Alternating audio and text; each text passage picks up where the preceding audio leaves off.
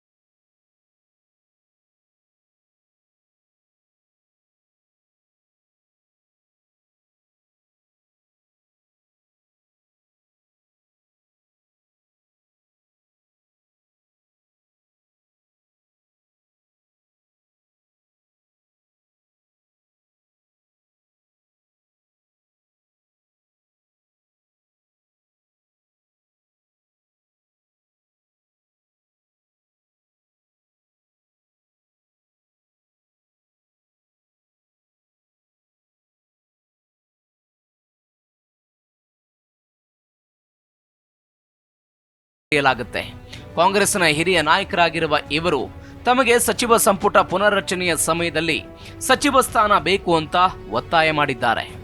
ಕ್ಷೇತ್ರದ ರಾಜಕೀಯ ಇತಿಹಾಸ.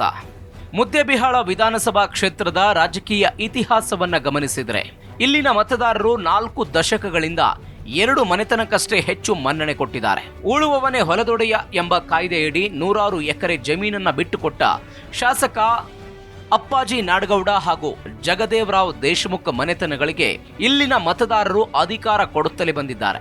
1978ರಿಂದ 2018ರವರೆಗೆ ಸುಮಾರು 40 ವರ್ಷಗಳ ಕಾಲ ಚುನಾವಣೆಯ ಇತಿಹಾಸ ಗಮನಿಸಿದಾಗ ಹೆಚ್ಚಿನ ಅಧಿಕಾರ ಅನುಭವಿಸಿದ್ದು ಇವೆರಡೇ ಕುಟುಂಬಗಳು. 1952, 1957, 1962, 1967 ಹಾಗೂ 1972ರಲ್ಲಿ ಈ ಕ್ಷೇತ್ರದಲ್ಲಿ ಕಾಂಗ್ರೆಸ್ ಗೆಲುವು ದಾಖಲಿಸಿತ್ತು. 1978, 1983 ಹಾಗೂ 1985ರಲ್ಲಿ ಜನತಾ ಪಕ್ಷದ ಜಗದೇವರಾವ್ ದೇಶಮುಖ್ ಹ್ಯಾಟ್ರಿಕ್ ಗೆಲುವು ಬಾರಿಸಿ ಮುದ್ದೇಬಿಹಾಳದಲ್ಲಿ ವಿಜಯ ಪತಾಕೆ ಹಾರಿಸಿದ್ರು. ಇವರ ಅಕಾಲಿಕ ನಿಧನದ ಬಳಿಕ ಕ್ಷೇತ್ರ ಜನತಾ ಪಕ್ಷದ ಕೈತಪ್ಪಿತ್ತು. 1989ರಲ್ಲಿ ಮತ್ತೆ ಕಾಂಗ್ರೆಸ್ನ ಅಪ್ಪಾಜಿ ನಾಡಗೌಡ ಅಧಿಕಾರವನ್ನು ಕಸಿದುಕೊಂಡ್ರು. ಅಧಿಕಾರ ಕಸಿದುಕೊಂಡಿದ್ದ ಅಪ್ಪಾಜಿ ನಾಡಗೌಡರಿಂದ ಮತ್ತೆ ಕ್ಷೇತ್ರ ಕೈವಶ ಮಾಡಿಸಿಕೊಳ್ಳುವಲ್ಲಿ ಜಗದೇವರಾವ್ ಅವರ ಪತ್ನಿ ವಿಮಲಾಬಾಯಿ 1994ರಲ್ಲಿ ಸಫಲರಾದರು.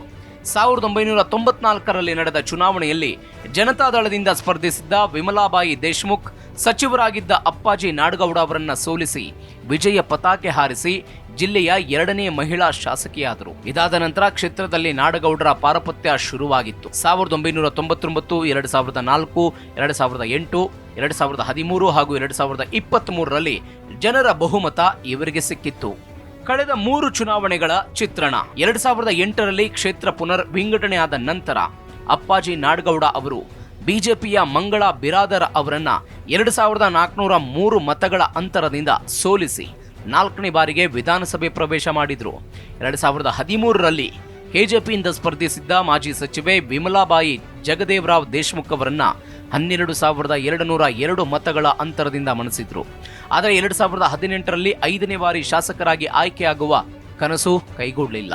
ಕ್ಷೇತ್ರದ ಇತಿಹಾಸದಲ್ಲೇ ಮೊದಲ ಬಾರಿಗೆ ಬಿಜೆಪಿಯಿಂದ ಸ್ಪರ್ಧಿಸಿದ್ದ ಎಎಸ್ ಪಾಟೀಲ್ ನಡಹಳ್ಳಿ ನಾಡಗೌಡ ಅವರನ್ನು 8633 ಮತಗಳಿಂದ ಸೋಲಿಸುವ ಮೂಲಕ ಕ್ಷೇತ್ರದಲ್ಲಿ ಮೊದಲ ಬಾರಿಗೆ ಕಮಲ ಅರಳಿಸಿದ್ರು. 2018ರಲ್ಲಿ ಸೋತಿದ್ದ ಅಪ್ಪಾಜಿ ನಾಡಗೌಡ 2023ರ ಚುನಾವಣೆ ನನ್ನ ಕೊನೆಯ ಚುನಾವಣೆ ಅಂತ ಕಣಕ್ಕಿಳಿದಿದ್ರು. ಈ ಚುನಾವಣೆಯಲ್ಲಿ ಕಾಂಗ್ರೆಸ್ನ ಅಪ್ಪಾಜಿ